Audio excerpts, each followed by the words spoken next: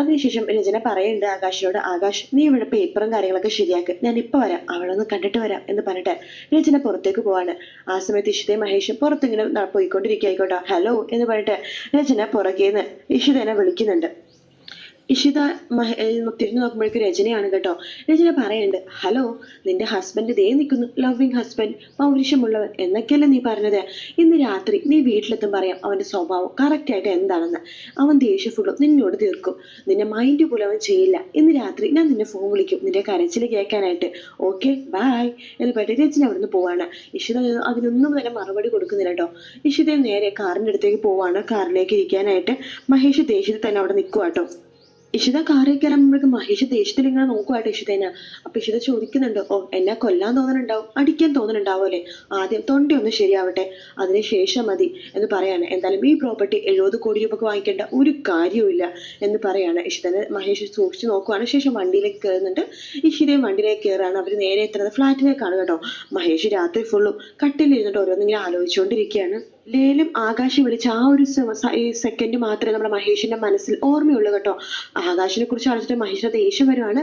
പെട്ടെന്ന് തന്നെ മഹേഷ് കബോർഡ് തന്നിട്ട് ഒരു വലിയ കുപ്പി മദ്യം എടുക്കുക കേട്ടോ. ആ മദ്യം അങ്ങനെ തന്നെ കമഴ്ത്തി കുടിക്കാൻ പോവാണ് മഹേഷ്. ഒരു ഇഷിത ഓടിട്ട് ആ മദ്യം കുപ്പി മഹേഷിന്റെ കയ്യിൽ നിന്ന് വാങ്ങിക്കുന്നുണ്ട്. ശേഷം പറയുന്നുണ്ട്, മഹേഷിന് ത്രോട്ട് ഇൻഫെക്ഷൻ എന്ന് അറിയില്ലേ, അരുത് മദ്യം കുടിക്കരുത്, ത്രോട്ട് ഇൻഫെക്ഷൻ കൂടും, അത് മാത്രമല്ല ആന്റിബയോട്ടിക്സ് കഴിക്കുകയാണ്, ആ സമയത്ത് മദ്യപാനം ഒന്നും പാടില്ല എന്ന് പറയാണ്. അത് നീയാണോ തീരുമാനിക്കുന്നത്? ഇന്ന് ഞാൻ തോറ്റ ദിവസമാണ്, നീ കാണുക ഞാൻ തോറ്റത്, അത് അവളുടെ മുമ്പിൽ ഞാൻ തോറ്റു.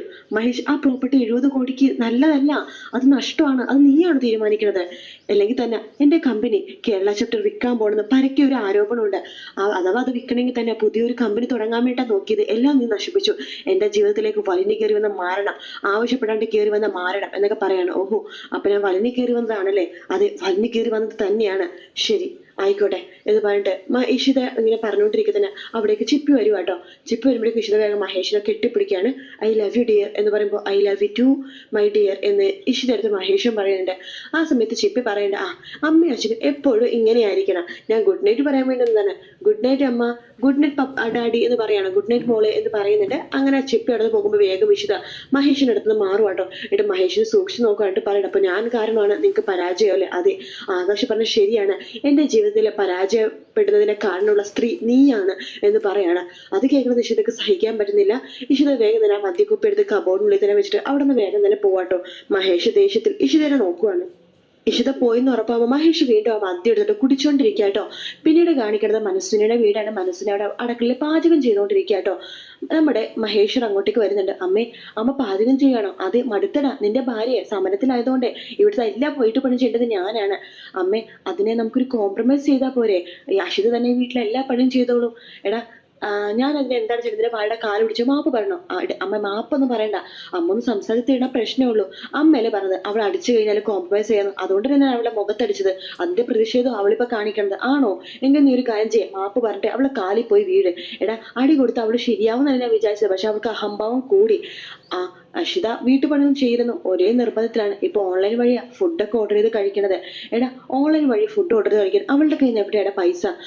എനിക്ക് മനസ്സിലായി, ഇഷിത കൊടുക്കുകയാണേക്കും, ഡോക്ടറാണല്ലോ, എന്നെ കളിയാക്കാൻ വേണ്ടിയിട്ടുള്ള അവസരം അവള് കളയില്ല, അവള് കൊടുക്കണതായിരിക്കും പൈസ. നിങ്ങൾ തമ്മിൽ ഇങ്ങനെ വഴക്ക് പിടിച്ചാൽ എത്ര നാളിങ്ങനെ വഴക്ക് പിടിച്ചിരിക്കുന്ന? എടാ എനിക്ക് അവളോട് കോംപ്രമൈസ് ചെയ്യാൻ ഒരു താല്പര്യമില്ല എന്ന് പറയാണ്. ശേഷം കാണിക്കുന്ന അഷിത മോർണിംഗ് റെഡി ആയിക്കൊണ്ടിരിക്കുക കേട്ടോ. അഷിത അങ്ങനെ മോന്റെ അടുത്തേക്ക് വരുന്നുണ്ട്. മോനോട് പറയുന്നുണ്ട്, മോനെ നമുക്ക് പോണ്ടേ? അമ്മക്ക് എപ്പോഴാണ് ജോലി ശരിയാവുന്നത്? ഉടനെ ശരിയാവും എന്ന് പറയാണ്. അതെ മോന്റെ അച്ഛമ്മ ഫുഡ് റെഡിയാക്കുന്നുണ്ട് അടുക്കളയില്. അച്ഛമ്മ എത്ര കിട്ടിയാലും പഠിക്കില്ല അമ്മ അത് മൈൻഡ് ചെയ്യൊന്നും വേണ്ട എന്ന് പറയാണ്. ആ സമയത്ത് മഹേശ്വർ അങ്ങോട്ടേക്ക് വരുന്നുണ്ട്. അഷിത എപ്പോഴും ഇങ്ങനെ വഴക്കടിച്ച് എഴുന്നിരുന്നാ മതിയോ? കോംപ്രമൈസ് വേണ്ടേ? അത് നിങ്ങളുടെ അമ്മ എടുത്ത് പറ.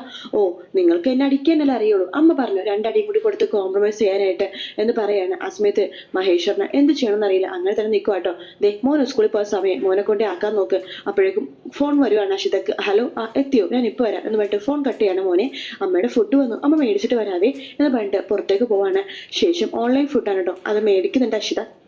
അത് കണ്ടുകൊണ്ട് നമ്മുടെ മഹേശ്വരും അതുപോലെ തന്നെ മാനസുനിയും അങ്ങോട്ടേക്ക് വരുന്നുണ്ട്. പറയാൻ തേടി നിന്റെ ഉദ്ദേശം എന്താ എന്ന് മനസ്സിൽ ചോദിക്കുമ്പോൾ അമ്മ കണ്ടില്ലേ, ഇത് ഫുഡാണ്, ഇത് കഴിക്കാനാ ഉദ്ദേശം, എന്താ ചോദിക്കുമ്പോൾ അല്ല ഇവിടെ നിന്ന് ഫുഡ് ഓൺലൈൻ വഴി ഓർഡർ ചെയ്ത് കഴിക്കാൻ പറ്റില്ല, നിനക്ക് അത്രക്ക് നിർബന്ധമാണെങ്കിൽ നീ ഒരു കാര്യം ചെയ്യും, പുറത്തെവിടെ വാടക വീടെടുത്ത് അവിടെ എങ്ങനെ ഇരുന്നിട്ട് ഫുഡ് കഴിക്കാൻ നോക്ക്, അതെ മോൻ്റെ അടുത്ത് പോയി പറഞ്ഞാൽ മതി എന്ന് പറയാണ്. നീ എന്ത് പറയണേ, നിനക്ക് അത്രക്ക് അഹങ്കാരോ എന്ന് ചോദിക്കുമ്പോഴേക്കും നമ്മുടെ മഹേഷ് പറയുന്നുണ്ട്, അഷിത ഇത് ശരിയാവില്ല, നീയും അമ്മയും കൂടി എത്രയും പെട്ടെന്ന് കോംപ്രമൈസ് ആവണം, ഇല്ല അതിനെ പറ്റില്ല എന്ന് പറയാണ്. എടി നീ എന്ത് പറഞ്ഞടി എന്ന് പറഞ്ഞിട്ട് മഹേശ്വർ അഷിതനെ അടിക്കാൻ വേണ്ടി കൈ ഓങ്ങുമ്പോഴേക്കും അഷിത കൈ ഇങ്ങനെ പിടിക്കുക കേട്ടോ. കൈ ഇങ്ങനെ പിടിക്കുമ്പോഴേക്കും എന്നെ അടിച്ചു പോകരുത് എന്ന് പറഞ്ഞിട്ട് അഷിത അവിടുന്ന് കൈ തട്ടി മാറ്റിയിട്ട് അകത്ത് കയറി പോവാണ്. ആ സമയത്ത് നമ്മുടെ സൂരജ് വരുന്നുണ്ട്. അച്ഛമ്മേ എന്ന് പറഞ്ഞ് വിളിച്ചിട്ട് വരുവാണ്. ഹായ് സൂരജ് മോനെ, അച്ഛമ്മക്ക് ഇത്ര പ്രായമില്ലേ, അച്ഛമ്മക്ക് നന്നായിക്കൂടെ എന്ന് ചോദിക്കുകയാണ്. അല്ലെങ്കിൽ വയസ്സാകാലത്ത് തളർന്നൊടിഞ്ഞ് കിടക്കുമ്പോഴേ എൻ്റെ അമ്മ ഉണ്ടാവും നോക്കാനായിട്ട് എന്ന് പറഞ്ഞിട്ട് നമ്മുടെ സൂരജ് അവിടെ നിന്ന് പോവാട്ടോ. അത് കേൾക്കുമ്പോഴേക്കും മനസ്സിലേക്ക് ഒക്കെ തടി കിട്ടിയ പോലെ തോന്നുവാണ്. പിന്നീട് കാണിക്കണം മഹേഷിനെയാണ്. മഹേഷ് കുടിച്ച് ത്രോട്ട് ഇൻഫെക്ഷൻ കൂടിയിരിക്കാട്ടോ. മഹേഷ് ആണെങ്കിൽ ചുമയോട് ചുമയാണ്. അപ്പൊ ഇഷിത വരുന്നുണ്ട്. ആഹാ കൊള്ളാലോ, ഞാനിതെല്ലാം പറഞ്ഞതൊന്നും കേൾക്കാതുണ്ടല്ലോ ഇങ്ങനെ ചുമച്ചോണ്ടിരിക്കണത്. ആഹാ ആ ചുമ കേൾക്കാൻ തന്നെ എന്തൊരു സുഖമാണ്, ഇങ്ങനെ ചുമക്കണം, എന്തെങ്കിലും കുടിച്ചോണ്ടിരിക്കണം. അപ്പൊ ലിവർ ഇങ്ങനെ ഫാറ്റ് ലിവർ ആവും, പിന്നെ ലിവർ സിറോസിസ് ചെയ്യണം. അപ്പൊ കോടികൾ മുടക്കി ഉണ്ടാക്കിയ ഹോസ്പിറ്റലുകാർക്ക് ലാഭമാണല്ലോ നിങ്ങളൊക്കെ ഇങ്ങനെ തുടങ്ങി കഴിഞ്ഞാലേ. പിന്നെ ഞാനൊരു ഡോക്ടർ ആയതുകൊണ്ട് എന്റെ ഹോസ്പിറ്റൽ വന്ന് ചികിത്സിക്കണം, അപ്പൊ എനിക്കൊരു പേഷ്യന്റിനെയും കൂടി കിട്ടുമല്ലോ. എത്ര പറഞ്ഞാലും കേൾക്കില്ല, ഇന്ന മരുന്ന് എന്ന് പറഞ്ഞിട്ട് കൊടുക്കുവാണ്. മഹേഷ് അത് വാങ്ങിക്കുന്നുണ്ട്. ഇഷിത പറയുന്നുണ്ട് ഇന്ന വെള്ളം എന്ന് പറഞ്ഞ് കൊടുക്കുക കേട്ടോ. മഹേഷ് ആ മരുന്ന് കഴിക്കുന്നുണ്ട്. ശേഷം ഇഷിത അടുത്ത് പറയുന്നുണ്ട്, ഇനി തുടങ്ങിക്കോ, എന്താ പറഞ്ഞത് ഇന്നലെ ലേലം, ലേലം അത് ലേലം. അപ്പോഴേക്കും മഹേഷ് പറഞ്ഞിട്ട് കേരള ചാപ്റ്റർ വിൽക്കാൻ പോവാണ്, അതുകൊണ്ട് ആ ലേലത്തിൽ പിടിച്ച സ്ഥലത്ത് ഒരു യൂണിറ്റ് തുടങ്ങാതൊക്കെ വിചാരിച്ചു. ഇനി അതൊക്കെ ഇന്നലെ പറഞ്ഞാണ്, വേറെ എന്തിനു പറയാനുണ്ടെങ്കിൽ പറ. അത് ഞാൻ ഇന്നലെ തോറ്റ ദിവസമാണ്. അതും ഇന്നലെ പറഞ്ഞാണ്, തോറ്റ ദിവസമാണ്, ആകാശ് മുമ്പിൽ തോറ്റു, പിന്നെ ഞാനാണ്. എല്ലാ സ്ത്രീകളും ഒരു പുരുഷന്റെ വിജയത്തിന് മുമ്പിൽ എല്ലാ സ്ത്രീകളും ഉണ്ടാവും, പക്ഷെ നിങ്ങളുടെ പരാജയത്തിന്റെ മുമ്പിലാണ് പിമ്പിലും സ്ത്രീയാണ്, അത് ഞാനാണ് എന്നൊക്കെ നിങ്ങൾ ഇന്നലെ പറഞ്ഞാണ്. വേറെ എന്തെങ്കിലും പറയാനുണ്ടെങ്കിൽ പറയാൻ നോക്ക് എന്ന് ഇഷിത മഹേഷിനോട് പറയാട്ടോ. അപ്പോഴേക്കും ഇഷിതയുടെ ഫോൺ ബെല്ലടിക്കുന്നുണ്ട്. ഇഷിത ഫോൺ എടുക്കാണ്. ഹലോ, ഞാനിപ്പോ വരും, എപ്പോ എത്തും 10 മിനിറ്റ് ലേറ്റ് ആവും. ഞാനൊരു പേഷ്യന്റിനെ നോക്കിക്കൊണ്ടിരിക്കുക. ഒരു മെന്റൽ പേഷ്യന്റ്. ഓക്കെ ഞാൻ വിളിച്ചോളാം എന്ന് പറഞ്ഞിട്ട് ഫോൺ കട്ട് ചെയ്യാണ്. ശേഷം ഇഷിത പറയുന്ന മഹേഷിനോട് എന്നോട് പറഞ്ഞതിനൊക്കെ തിരിച്ചു മറുപടി പറയേണ്ട ഒരു ദിവസം വരും, ഞാനായത് ശരിയെന്ന് മഹേഷിനെ തോന്നുന്നു, അതിനുവേണ്ടി അധികം സമയമൊന്നും കാത്തിരിക്കേണ്ടി വരില്ല എന്ന് പറഞ്ഞിട്ട് ഇഷിത അവിടെ നിന്ന് പോകുവാണ്. ശേഷം രാമനാഥൻ സ്വപ്നയോട് പറയുന്നുണ്ട്, ഇഷിതയും മഹേഷ് തമ്മിൽ വീണ്ടും വഴക്ക് തുടങ്ങിയോ, അടിയായോ എന്നൊക്കെ ഇങ്ങനെ ചോദിക്കുക കേട്ടോ. സ്വപ്ന വലിയ പറയുന്നുണ്ട്, രാമ അവൾ ചെയ്യുന്ന നല്ല കാര്യത്തിലേക്ക് ഞാൻ അവളെ സപ്പോർട്ട് ചെയ്യാണ്, പക്ഷെ ഇത് ചെയ്തത് വളരെ മോശമാണ്, അവളിന് സംസാരിക്കാൻ പറ്റാത്തതുകൊണ്ടല്ലേ അവൻ അവളെയും വിളിച്ചുകൊണ്ട് പോയത്, എന്നിട്ട് ലേലം ആകാശ്മേനെ വാങ്ങിച്ചു കൊടുത്തിരിക്കുന്നു. അവൾക്ക് വലിയൊരു അഹങ്കാരം, അവൾക്ക് ഭയങ്കര ബുദ്ധിമതിയാണ് അവളെന്ന്, പക്ഷെ അവൾക്ക് പൊട്ട ബുദ്ധിയാ, ആ പ്രിയാമ്മയുടെ പൊട്ട ബുദ്ധി എന്നിങ്ങനെ പറഞ്ഞുകൊണ്ടിരിക്കുക. ഇഷിത അങ്ങോട്ടേക്ക് വരും കേട്ടോ. എന്താ അമ്മേ എന്ന് പറയുമ്പോഴേക്കും നീ വന്നോ, ഇന്നലെ നിന്നെ എന്തിനാടി അവന്റെ കൂടെ പറഞ്ഞു വിട്ടത് ലേലം പിടിക്കാനായിട്ട്, എന്നിട്ട് നീ ആ ലേലം ആകാശ്മേനെ വാങ്ങിച്ചു കൊടുത്തു, അവര് നിനക്ക് എന്ത് തന്നടി എന്ന് ചോദിക്കുകയാണ്. അമ്മേ ഇതിന് ഞാൻ മറുപടി പറയുന്നില്ല, മഹേഷിനോട് ഓൾറെഡി മറുപടി പറഞ്ഞ കേസാണ്, ഇനി അമ്മത്തെ ഞാൻ തിരിച്ചൊന്നും പറയുന്നില്ല. പക്ഷെ അമ്മ ഒരു കാര്യം ആലോചിച്ചോ, നാളെ ഈ ലേലം പിടിക്കാത്തതിന് അനുകൂലമായിട്ടുള്ള വിധി എനിക്ക് വരും, അന്ന് അമ്മ സോറി മാപ്പായിട്ട് എന്നോട് പറഞ്ഞു വരാൻ നിൽക്കണ്ട കേട്ടല്ലോ എന്ന് പറഞ്ഞിട്ട് ഇഷിത നേരെ അപ്പുറത്തേക്ക് പോകുവാട്ടോ. മാഷാണെന്നുണ്ടെങ്കിൽ അടുക്കള പണിയിലൊക്കെ നമ്മുടെ പ്രിയാമണിനെ സഹായിച്ചുകൊണ്ടിരിക്കുകയാണ്. അങ്ങനെ നിലമൊക്കെ ഇങ്ങനെ തുടച്ചുകൊണ്ടിരിക്കുകയാണ്. പ്രിയാമണി പണ്ടേ മാഷ ആവശ്യമുള്ള പണിയൊന്നും ചെയ്യല്ലേ, ക്ലോച്ച് പിടിക്കുമെന്ന് പറയാണ്. അത് ശരിയാ, എന്തായാലും വയ്യ, എനിക്ക് മടുത്തോട്ടിരുന്നിരുന്നേ, എപ്പോഴും ചായ കുടി ഉറക്കം തന്നെ സഹായിക്കാന്ന് വിചാരിച്ചതാ എന്ന് പറയുന്നത് ആരോ ബെല്ലടിക്കാണ്. ആരോ ബെല്ലടിക്കുന്നുണ്ടല്ലോ, ആരാ ഇപ്പൊ അനുവാദം ചോദിച്ചാൽ അകത്തേക്ക് കയറുന്നത്, വാതിലടച്ചിട്ടില്ല കയറി എന്ന് പറയണം. അപ്പൊ അശ്വതയായിരിക്കും കേട്ടോ. ഇതാ മോള് അശ്വതയോ, വാ മോളെ വാ.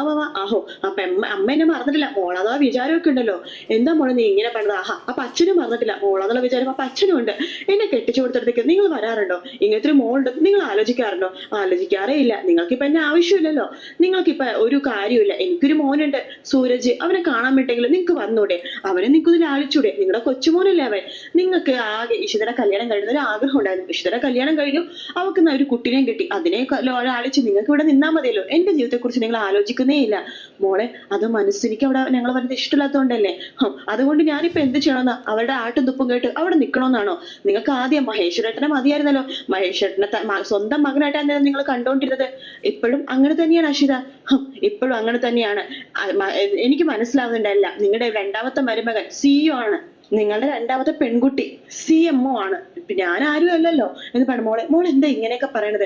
ഞാൻ എന്താമേ അവിടെ ആട്ടുതുപ്പും കേട്ട് നിൽക്കണോ? കഴിഞ്ഞ ദിവസം മഹേഷും ഇഷിതയും കൂടി വീട്ടിലേക്ക് വന്നായിരുന്നോ? അവന്റെ ഒരു അളിഞ്ഞ അഭിനയം, ആ അഭിനയം കണ്ടാൽ എല്ലാവർക്കും അറിയാം ഒരു LKG സ്റ്റുഡന്റ് അഭിനയമായിട്ട് വന്നേക്കുന്നവൻ. അവർ അഭിനയിച്ചു പോയതിന്റെ പാട് എന്റെ മുഖത്ത് അവര് തീർത്തത്.